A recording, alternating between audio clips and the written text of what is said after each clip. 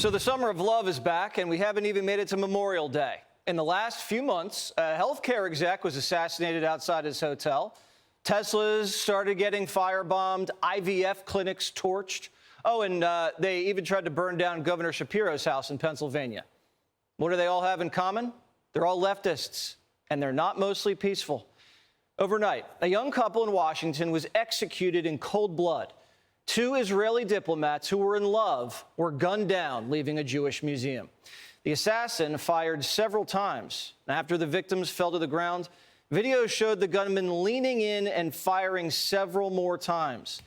As one of them crawled away, the shooter fired again, reloaded, and then shot even more rounds into her body. The suspect was arrested on the scene and went berserk. Free, free Palestine! Free, free Palestine! Free, free Palestine! Witnesses say before this guy was arrested, security accidentally let him into the museum, thinking he was a victim. And people inside had no idea they were face to face with a killer. My thought was, this poor man experienced a shooting. Do you need water? I looked the killer in the eyes and said, can I get you water? He said, yes, that would be great. And I walked to get it to him, and I literally handed it off. Unbeknownst to me, moments ago, this man had execution-style killed two people. Not one shot. We're talking multiple gunshots. And I looked evil right in the eye, and there he was. And seconds after I handed him the water, he brandishes the keffiyeh, yells "Free Palestine," and then he's apprehended. And that's how it all unfolded. So who was this guy? Elias Rodriguez from Chicago. He's 31 and a former member of the Socialism Liberation Party. He's a BLMer and a Biden donor. Reports say on social media, Rodriguez praised Luigi Mangione, the United Healthcare assassin. Neighbors thought something was up. On the outside of his door, there's a Hello Kitty sign.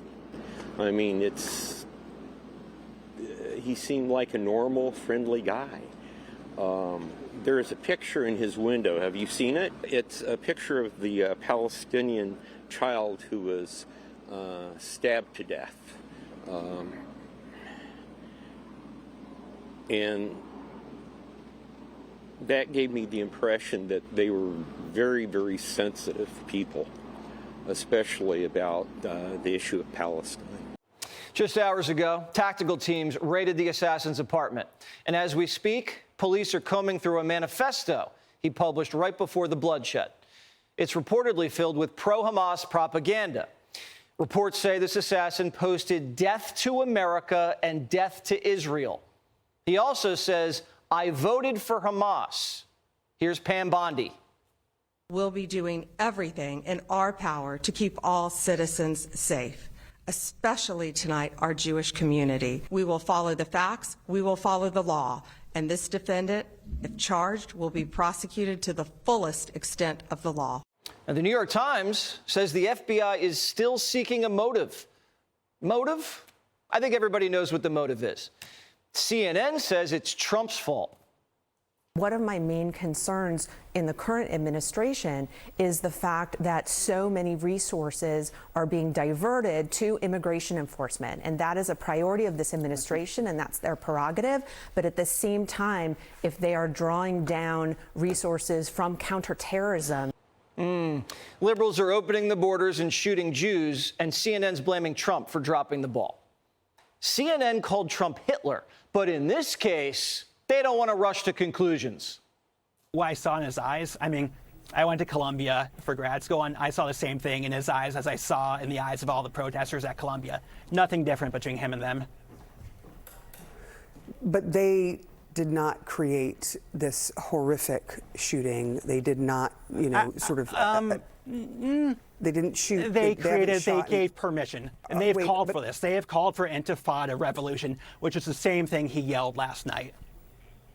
Do you worry that there will be a conflation, though, of the two? A conflation? I mean, they are calling for intifada. At Columbia University, they call for intifada constantly. Liberals are chanting, "Kill the Jews," and then someone does. And CNN says one thing has nothing to do with the other. Some liberal darlings in the media are giving the shooter kudos, saying the victim had it coming. This guy was a monster. He was a monster. He was a monster representing a foreign adversarial government currently conducting a Holocaust. And they want us to feel sorry for him. Even if I hadn't looked at his profile, I would have said that representatives of a genocidal country should not feel safe in America, because we're supposed to stand in opposition to that. And now, having seen it, good riddance. This guy was a monster. This morning, Omar wouldn't even condemn the murder. Congresswoman Omar, can I get your reaction to the shooting that happened in D.C. last night? I'm gonna go for now. This is the same squad that called us dangerous. Remember, Jazzy Crockett said Republicans were the terrorists. Y'all got the white supremacists galore, okay? Like all of them. You got the Proud Boys, you got the neo-Nazis. You have people that literally should be classified as domestic terrorists, because a lot of times that is what they are doing. They're engaging in domestic terrorism. And guess what? They all align with your side inherently in like who you are.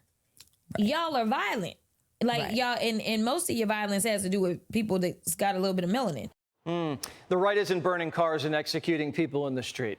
It's not Republicans getting tossed out of hearings, kicking and screaming for Hamas. Stop it! I cannot live in peace! I will not be silent while there's a genocide going on! Hundreds are dying every day! Hundreds! I won't be silent! You can't do this genocide! The world is watching! Act now! Everybody must act now! Act before it's too late! They're wiping out the Palestine! People! Gaza must live! Free Palestine! Free Gaza! We will never be silent! Always close. Leftists are barricading themselves inside of college campuses and lighting their diplomas on fire. Free all the students now! Free all the students now! Burn all the diplomas now! Burn all our diplomas now! We want justice, you say how? We want justice, you say how? Hands off our students now! Democrats are losing their party. And what are they doing? They're ignoring it or celebrating it. The president of South Africa went to the White House yesterday and got grilled about white genocide. Democrats in the media thought, it was only a couple of white farmers massacred. It's not officially genocide until it's like, what, 10,000?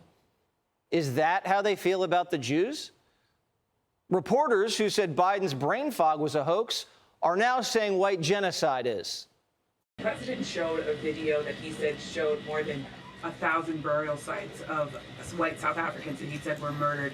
We know that that was not true. And What's to show not that true, Yamiche? It's not true that the video was showing a burial site. It is unsubstantiated that that's the case. The video showed images of crosses in South Africa about white farmers who have been killed and politically persecuted because of the color of their skin. The president And those claimed crosses that it are was showing representing a their burial. lives. Yep, Are my you question. disputing that there's no... disputing the fact that the video showed what the president claimed it showed, because it did not show that. But even more, what I'm asking you is who at the No, White it did House... show that. It who showed at the white crosses representing people who have perished because of racial House persecution. verified- The Daily Show actually found white genocide funny.